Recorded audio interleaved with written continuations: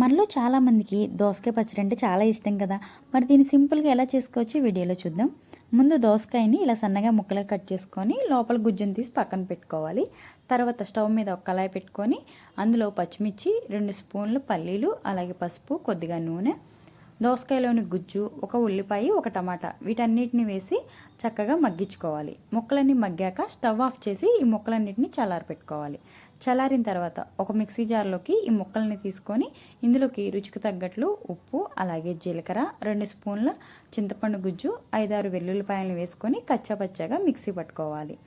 ఇలా మిక్సీ పట్టుకున్న దాన్ని మనం ముందుగా కట్ చేసుకున్నటువంటి దోసకాయ ముక్కల్లో వేసి బాగా కలుపుకోవాలి. తర్వాత ఇప్పుడు దీన్ని పోపు పెట్టుకుందాం. దీనికోసం స్టవ్ మీద ఒక కళాయి పెట్టుకొని పోపు దినుసులు వేసుకొని పోపు దినుసులు బాగా ఫ్రై అయ్యాక మనం ముందుగా రెడీ చేసుకున్నటువంటి దోసకాయ పచ్చడిలో వేసుకొని ఒకసారి మొత్తం కలిపేసుకుంటే దోసకాయ పచ్చడి రెడీ. మరి వీడియో నచ్చితే లైక్ చేయండి.